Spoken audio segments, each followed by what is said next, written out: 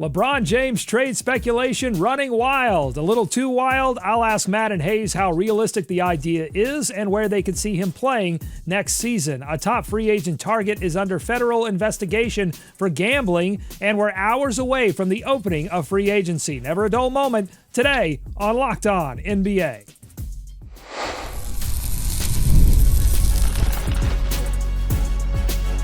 You are Locked On NBA, your daily NBA podcast. Part of the Locked On Podcast Network, your team every day. Welcome to Locked On NBA. Thanks so much for making us your first listen of the day. We are free. We are available wherever you get your podcast, part of the Locked On Podcast Network, your team every day. Today's episode is brought to you by FanDuel. Right now, new customers can get $150 in bonus bets when your first $5 bet wins. I'm Doug Branson, host of Locked On Hornets and your Shot Clock Sherpa, guiding you through the NBA's biggest stories every day with the help of Locked On's local experts. And I have two of the best with me, as always, from the Locked On Nuggets podcast and senior NBA writer for the Action Network. It's Matt Moore. Matt, the official start of free agency just hours away, but we've already seen a lot of news. In just a few words, what is the story of free agency so far? Boring. Nothing crazy happening. Everybody's coming back. I don't want to see that. I don't understand how all these teams are like, it's wide open, parity rules, any of us can make a run, and so we should keep the same teams that weren't that good last year. The heck, guys? Come on. What are we supposed to do? Talk about basketball? From the Locked On Bulls podcast, we've got Haize. Haize, same question. What's the story of free agency so far? No surprises, no shocks, no nothing. It's just, I mean, it's been cool so far. I love that Julius Randle got paid, but other than that, it's just been business as usual so far. I'm waiting for something surprising to happen. We've seen a lot of re-signings. I'm wondering just how risky those re-signings are, including that Randle deal. I'll ask Matt and Haize about that a little bit later. But first, LeBron James opted into his $52.6 million deal with the Los Angeles Lakers. That, like everything else that's happened so far, expected. Probably wouldn't lead our show on the eve of free agency, but then Rich Paul released a statement. I'll let Locked On Lakers take it from here. You missed it, the quotes from Rich Paul to ESPN. LeBron wants to compete for a championship. He knows the Lakers are building for the future. He understands that, but he values a realistic chance of winning it all. We are very appreciative of the partnership that we've had for 8 years with Jeanie and Rob, and consider the Lakers as a critical part of his career. We understand the difficulty in winning now while prepping for the future. We do want to evaluate what's best for LeBron at his stage in his life and career. He wants to make every season he has left count. The Lakers understand that and are supportive of what's best for him. What's funny, though, about that statement is, like, you can read into that, this could be my last year. Yep. You can read into it, I could be here for 2 or 3 more years. Yep. Like, there's so much ambiguity there. And what it, I think, absolutely does is opens the possibility of more than ever, I think, not finishing my career in Los Angeles. I think the amount of places he can go is relatively limited. I think the amount of places he would go is relatively limited. About 85% of it is, maybe 90 would be Cleveland. And then I would say that about 7% is the Knicks, and then 3% the field. And I always say that because I think LeBron is very aware of what it looks like. He sees the KD discourse. He said, like, all these things of, like, being seen as somebody who's just hunting cities to win championships at this point. I don't think he wants that. Okay, a lot there. Matt, I consider you someone that is reasonable, nuanced on the LeBron discourse overall. So I will throw it to you first. Is there real smoke here? Or is this a classic Rich Paul, LeBron James pressure campaign right before the start of free agency? There's very few past tense terms in the statement, but it feels very past tense. So I think there's one idea, which is like, oh, he's pressuring the Lakers. I'm like, the Lakers already feel pressure. They have to put a team around Luka. And a lot of this to me is not about, like, the Lakers competing for a championship, which I think is the Lakers fan approach to this. This is about a power struggle. They shipped out Clutch client Anthony Davis in the cover of Night without talking to LeBron, Clutch, or Davis. And they have made it very clear, like, we are building around Luka. LeBron's not willing to give up just like control. He's LeBron James. And as long as he's in this league, he's going to be LeBron James. So he's going to want to have that kind of influence. And if they're not including him, if he's not a partner with the Lakers, which was the deal that he signed with them, then I think he's probably going to look for somewhere where he can have that control. LeBron is never going to be a guy that's just going to be like, yep, just here to do my job. That's not who he is. He's LeBron friggin' James, Haize. Yeah, I mean, this is an interesting thing because, like, LeBron has had so much control in LA, and it's gone the way that it's gone, and clearly now they have to restructure around Luka. Like, I would think that LeBron would understand the technicality behind that and why that has to be done, but if LeBron still does want some control here in the tail end of his career, I don't know if that is going to be with the Lakers going forward. New ownership on top of that, a new direction for the team. So if this is built around LeBron wanting the level of control that he's had before, I just don't know if that's going to be. I don't know if it should be there in LA anymore. So if this turns into LeBron ended up wanting to be out of LA, that's going to be quite a plot twist that I don't think many people expected coming into this offseason. Yeah, should the Lakers care if he wants control? I mean, he's already opted in. I mean, that's true. What's the leverage at this point? I don't understand why they should care, Matt. I mean, because he's LeBron James, and there's a weight to trying to take care of a guy that has meant so much to the sport, and they've always wanted to be a team that does those kind of things. Look, this power struggle between Clutch and the Lakers has gone on for years, and this was the red wedding, the Luka trade. It was Rob Pelinka able to be like, nope, we're in charge, and we no longer are tied to you. We have Luka. That's where our future is going. And how LeBron decides to handle this, the question of just like, what's the pressure? If LeBron indicates he wants to be moved, I'm sorry, the Lakers are not going to be like, well, sorry, you're under contract. You're not going to do that to LeBron James. You're not going to do that to LeBron James. You're going to facilitate a deal. The question's, where's that going to be? Mavericks. Just trade him to the Mavericks at this point. Okay. Just go full circle.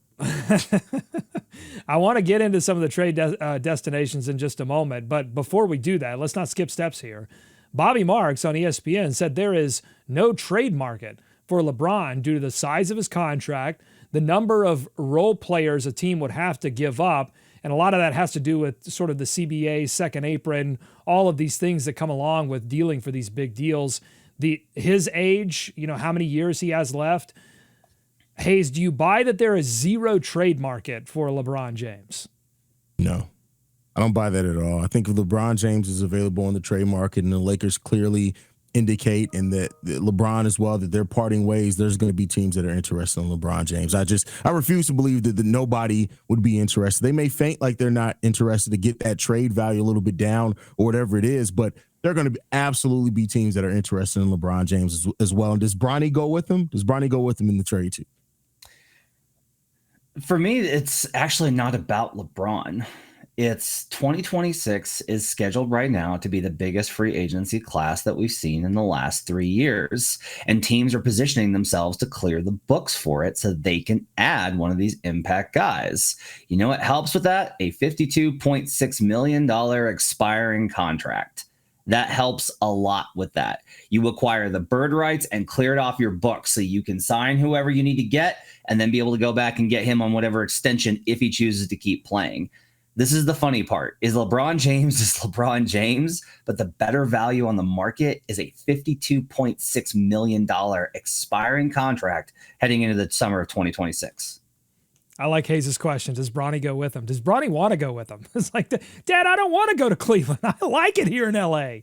It's sunny. It's nice. Come on, son. Get your bag with you. Get the car. Haize would absolutely make Bronny come with him. Like, no, son, you're coming with me. Get in the car. Yeah, all right, coming up on Locked On NBA, we'll talk about a few of those trade destinations. We'll hear from Danny Cunningham of Locked On Cavaliers about how interested he would be in a second homecoming for LeBron James. And later on in the show, we'll do some free agency superlatives. We'll grade a few of the trades that have already been announced. Much more ahead here on Locked On NBA. Today's episode of Locked On NBA is brought to you by our friends at FanDuel. Summer sports, they're in full swing. And whether you're all about baseball under the lights, I love that. Golf on the green, I like that. I love that a little bit more. or high-stakes soccer action? I'm just getting into that. FanDuel is the best way to make every game even more exciting. You're already following the action. Why not make it a little more thrilling? With FanDuel, you get in on the game while your friends are getting sunburned at the beach. It's easy to use, fast to pay out, and makes even regular season games feel like must-watch events. Whether you're placing a same-game parlay or watching a bet right into the ninth inning, FanDuel makes it feel like you are part of the action. If you're new to FanDuel, I've got great news. New customers can bet just $5, and you're going to get $150 in bonus bets if your first bet wins. Open the FanDuel app today or visit FanDuel.com/lockedon to get started. More Locked On NBA ahead. Thanks for making Locked On NBA your first listen every day. We are one of the most listened to podcasts on the Locked On Podcast Network, and we thank you for that. We're now on a mission to become the most watched show on the network. If you've been listening for a long time, help us out. Go to youtube.com. Subscribe to us there and hit the notification bell so that you know when we do future episodes. Sometimes we go live too, so you want to be notified of that. All right, let's talk trade destinations for LeBron James. Could he go back home for a second time, for a second championship? Here's just a snippet of a much longer conversation from Danny Cunningham, who sounds a little bit conflicted, and he's talking this out on Locked On Cavs. This is a team that won 64 games. They failed in the playoffs, yes, and we've talked about that a ton on this show. But they cannot break up this group for 1 year of LeBron James. That is too much of a risk. If you get a 2 or 3 year commitment from LeBron, and of course that is a giant risk too, because we have no idea what LeBron is going to look like this upcoming season, recovering from an MCL injury that he had in the playoffs, let alone what he's going to look like in the 26-27 season or the 27-28 season if he's still playing in the NBA. We don't know what that version of LeBron is going to be like, but I do think that there's enough reason to bet on LeBron, the way he has taken care of his body and everything he's done and just how good he's been, the level that, you know, he's not best player in the world caliber LeBron anymore, but he's still a top 10 player, top 15 at worst. Okay, so Danny, going back and forth on it, it's a tough call. Matt, what do you think about a second home coming for LeBron James in Cleveland? Would it be worth it? Would it be too much of a risk to break up what they built last season? The problem currently is that to do the deal, they got to make so many trades to get under the second apron so they can physically make the trade that you give up too many good pieces to get there. Like you can't justify that unless LeBron asks for a buyout. And if LeBron asks for a buyout for a guy that does not in any situation need the money, gets to say that he made $51 million on that last cut, $3 million that last year, then gets to sign for whatever it is that makes that the Cavs can accommodate. That kind of changes the equation. You can't do a straight up trade for LeBron if you're the Cavs. There's no way to make that happen. There are other teams I think that can make it work that are, I think, more interesting. For if we're just talking about like, is this what the Cavs need? Yes. Oh my God, yes. Like it's even if you move Jared Allen and you got Mobley at 5, LeBron at 4, and then a 3-guard lineup of Garland, Mitchell, and Lonzo. Holy God, cooking with gas. I think it does make sense for him to close the book in Cleveland, winning another championship with them. That is a better outcome than he will get almost anywhere else from a narrative standpoint.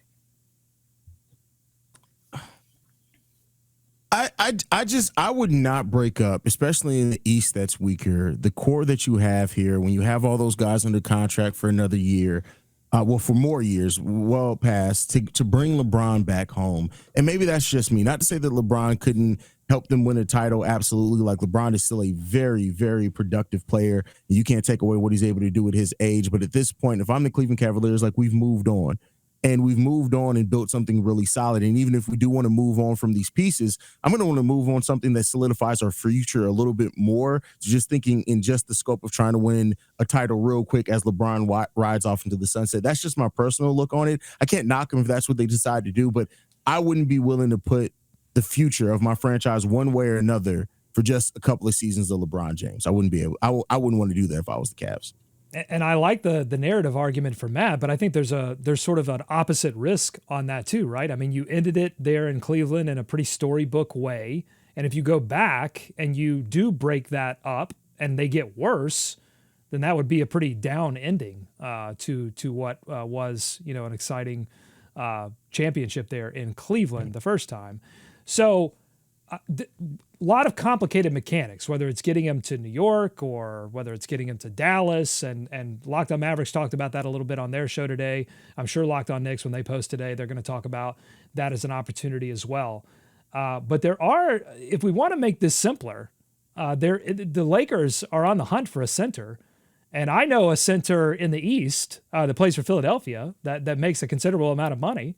If you just wanted to do a little one-to-one swap, I don't know, does that, Embiid or Paul George? I think Paul George makes that amount of money too. What do you think about that idea?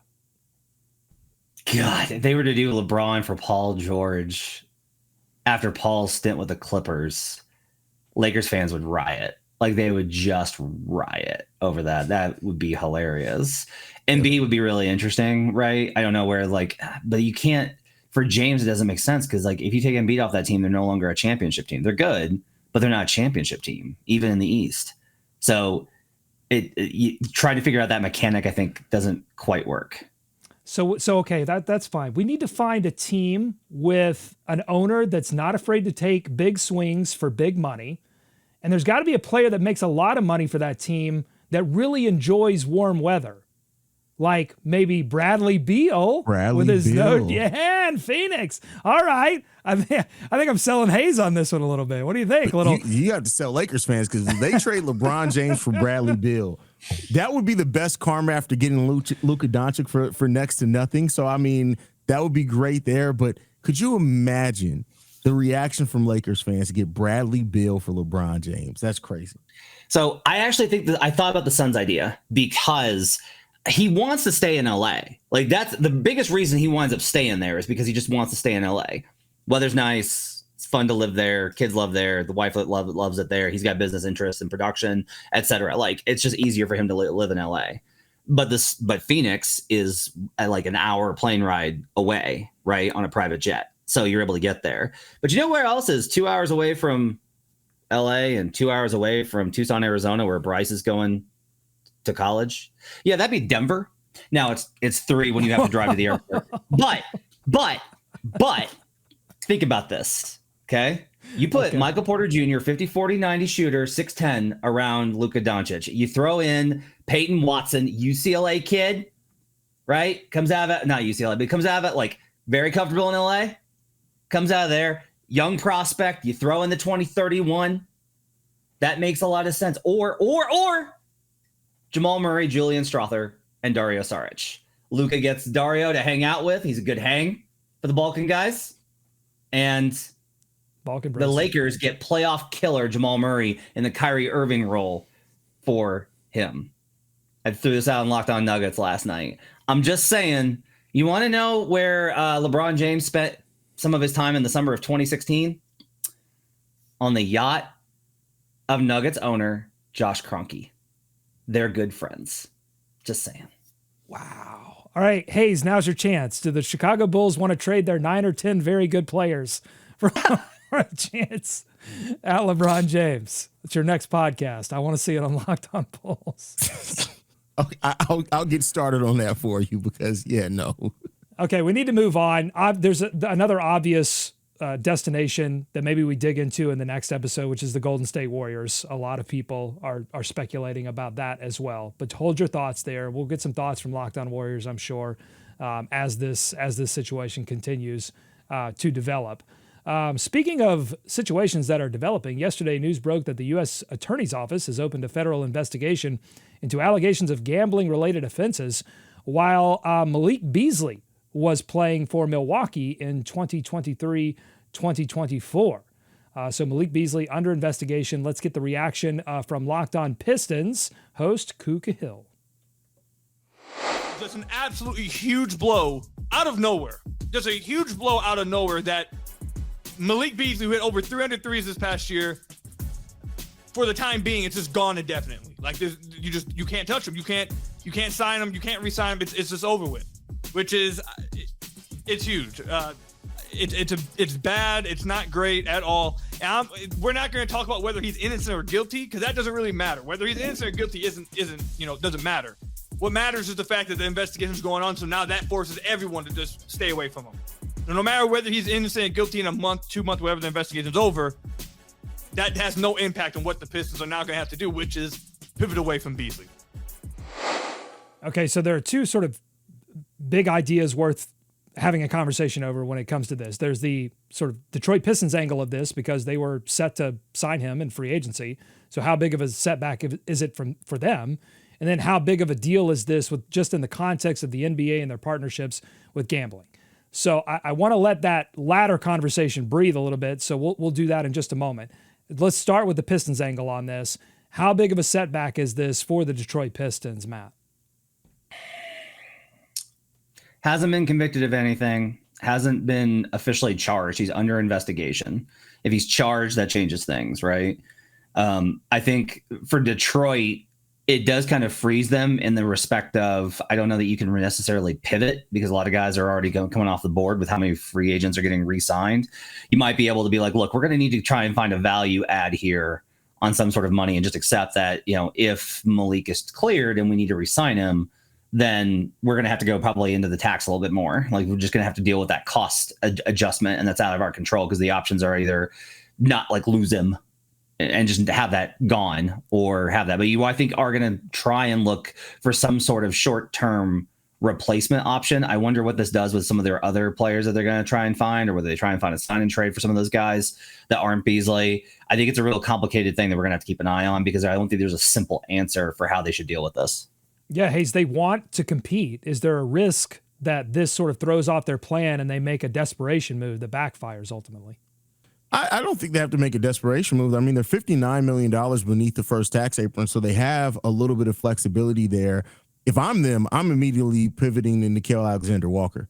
That's immediately what I'm doing. I mean, I hope that this all gets handled to where they can re-sign Malik Beasley and keep it moving. He had such a good season for them last year. And while last year was a great season for him, he's been really consistent at shooting for the majority of his career. So it was really good to see him really start getting the recognition and having the season that he did.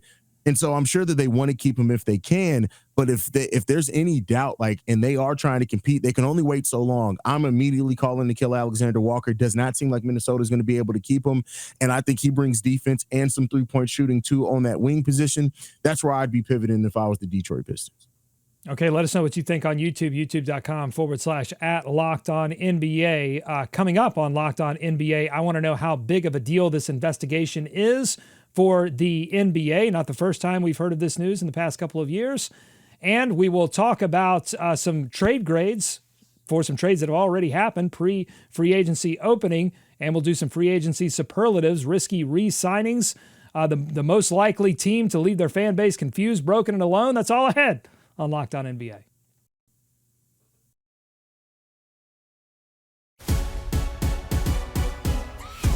Thanks again for making Locked On NBA your first listen every day. Okay, let's keep talking about this Malik Beasley situation. So he's under investigation. No guilt, no innocence yet.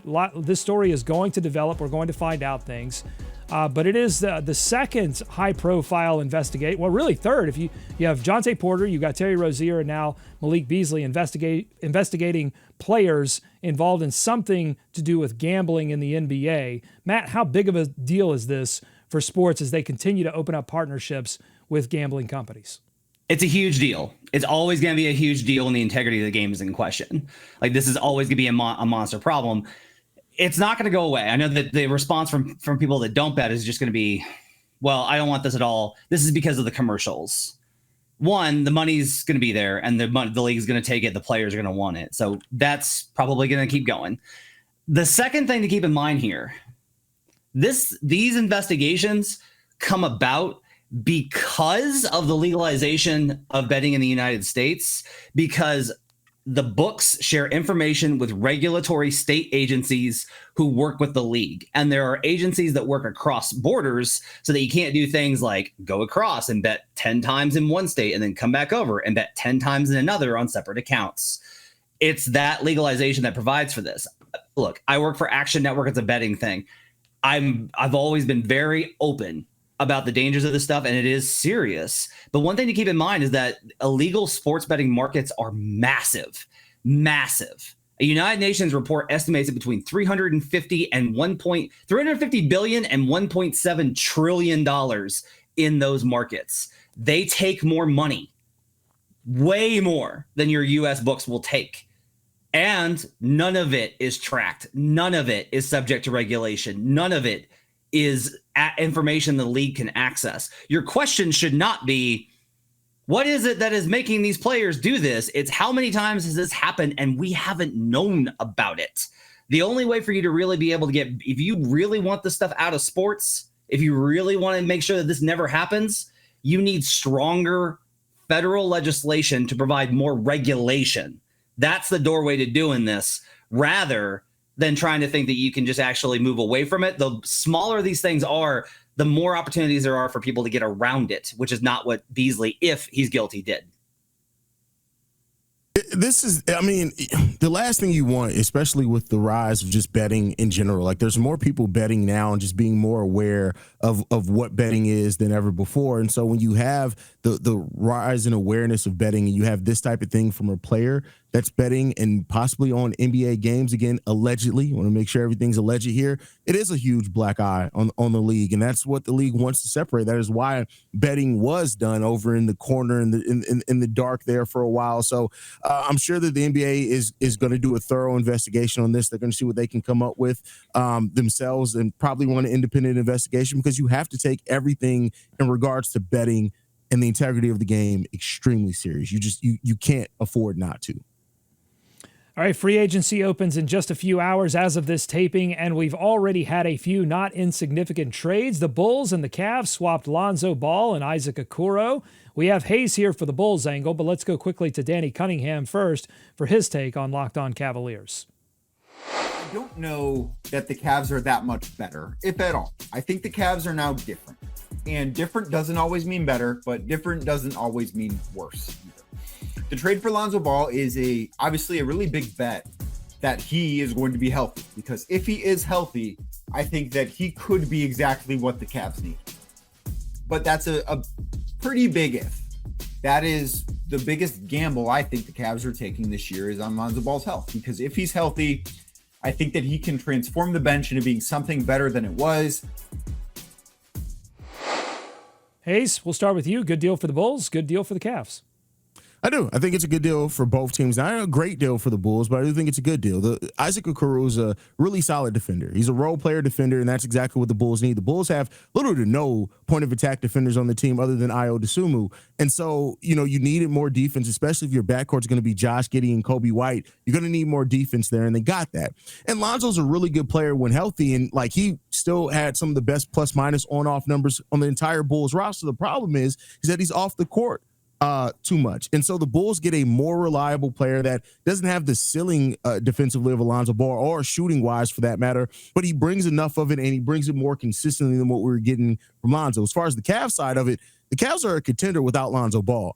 So luckily, they're in a position where they can try to maximize his health to make sure that he's healthy by the playoffs. And if he is, they're going to get a heck of a player as far as the production that he's able to get, how he forces turnovers, how he helps the offense just hum and operate a lot better. Evan Mobley is going to love playing with Lonzo Ball. So I think both teams get what they wanted out of it, and the Cavs get a player that can absolutely help them next season. And the Bulls, they just get more consistent defense, which they need also. B+ for Cavs. The injury is the only thing that keeps it from an A. Lonzo's as a secondary connector, secondary playmaker, shooter, and defender. I think that this is a shift towards actually they have struggled with finding that fifth guy who they trust to have on the floor. I don't understand why they don't trust Okoro. I think Okoro's good. He's proven he can shoot. They just coaches do not trust him. So I like getting Lonzo as a guy that we could just be settled and not be doing things like starting Sam Merrill in game one of a playoff series. Good God.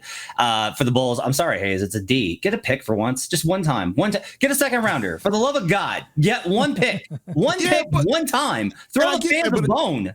But a second rounder isn't going to probably be as good as Isaac Okoro is. Like, I get it. Like, the Bulls got offered. It was another missed opportunity by AK. They got offered what became the 18th overall pick from the Memphis Grizzlies at the trade deadline. And I understand that. That's what they should have taken. But unfortunately, Lonzo, after that, had another season-ending injury after missing 3 years already with injury. I just don't think at that point a pick was not going to be any longer on the table. I'd rather have Isaac Okoro than the second round pick. I'd rather have the 18th overall pick. They should have took the deal at the trade deadline, but all things considered, where we are now, I just don't think they were going to get a pick for Lonzo. I just think it's a PR thing. Throw me a heavily protected 2031 just so the Bulls fans will get away from my house with torches and pitchforks. Give me a third round pick. We will take a third round pick, please. Yes. All right. The Hornets got a second round pick in their trade for Collin Sexton. The Jazz trade Collin Sexton and a 2030 second round pick to the Hornets for center Yusuf Nurkic. Matt, grade the trade. A+ for the Hornets. A+. Collin Sexton can play, man. I love having this guy on this team. I think this is great for them. You get rid of Yusuf Nurkic and you add Collin Sexton. I don't care they don't have centers. You know why? Diabate's good. Musa Diabate's good. And I feel like no one realizes this, Doug. So, yeah, I love this trade for the Hornets. For the Jazz, it's not. I don't have a grade for it. It's question mark, question mark, question mark. What? This is windy. This is what are you doing here? Like something about this doesn't make sense. Can't wait to see what the Angels and company pull off here, good or bad.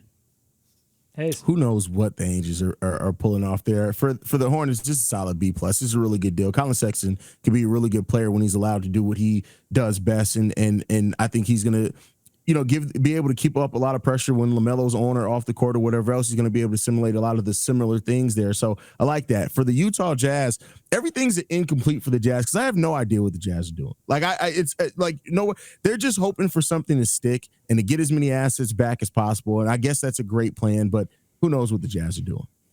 David Locke of Locked On Jazz talked about it on his show. Seemed to be the idea seems to be clearing minutes and clearing shots for Walter Clayton, for Collier, for Ace Bailey, and just moving on from that sort of previous core of young tradable assets. It's just that you had to give up a second round. That's the second round pick along with it. That's the sort of most surprising thing to me. Matt, you're taking Yusuf Nurkic. That's the surprising part. The second doesn't matter. It's taking Nurkic. Why? Why would you possibly? No. If you are like, we're clearing minutes, what you don't want, just don't bring Yusuf into that situation. It's not good. This is Danny Ainge going to his son and saying, "No, son, you don't actually make a trade with another team. You say you're going to do it, and then you offer nothing, and then you go and you say that we made a Godfather offer. That's what you do. You're so close to it." All right, before we end the show, let's close with some early free agency superlatives, part reaction, part prediction. We'll do this rapid fire. First up, Haize, the re-signing least likely to backfire on a team. Ooh, great. Naz Reid. Matt. Oh, interesting. Mine's Steven Adams. Steven will be good forever. Okay, what about the most likely? Naz Reid. This deal is going to absolutely sour, man. He is not playoff viable to the level to which this contract ensures that he will be. I love Naz. Who doesn't love Naz Reid? But man, I don't know about this kind of money, this many years for what he's going to have to do in the future for them. It is a massive deal, Haize. It is a massive deal, but Naz Reid is going to be. I'm not worried about Naz Reid is going to be good. All right, what's your most likely to backfire? Julius Randle also signed a massive deal. Yeah, Julius Randle. Like, Julius Randle played the best basketball of his career in the playoffs. And I want to give credit for that, the way that he played with Anthony Edwards and all that. But I'm always a little bit hesitant when a player, it's the first year of them playing like that at that level. Maybe it'll keep going, but I am worried about a little bit of Julius Randle blowing back up in the Minnesota Timberwolves face just a little bit. Haize, the team most likely to leave their fan base confused, broken, and alone after free agency. The Chicago Bulls, owned by Jerry Reinsdorf. We're already confused. Doug, we started off, you guys had to adopt the confusion. I was born in it. Like, this is how it is to be a Bulls fan. That was my pick too. They're gonna re-sign Giddey. They're going to re-sign Giddey, and they're going to trade Kobe White for like, God, I don't even know. What, like Kobe White for Andrew Wiggins or something. It's going to be terrible. Sorry, Bulls fans. Smartest deal no one will be talking about, Matt. Jabari Smith Jr. I think is like, I don't know if he's number 3 pick. So I don't know if people are talking about it or not. That's a really good deal for them. I think he's going to have a really great jump here coming up. But the actual one is the Thunder getting a deal done with AJ Mitchell. Mitchell was great for them in the middle part of the last season. And it's just another guy in the pipeline. Here's a hot take. AJ Mitchell will have a better season next year than Nikola Topic. Oh, wow. Man, they're so young, and they have so many young players that still didn't get a lot of prime time in the finals. Man, to be a Thunder fan. All right, Haize, smartest deal no one will be talking about. I think the deal that that just went down, just got an alert.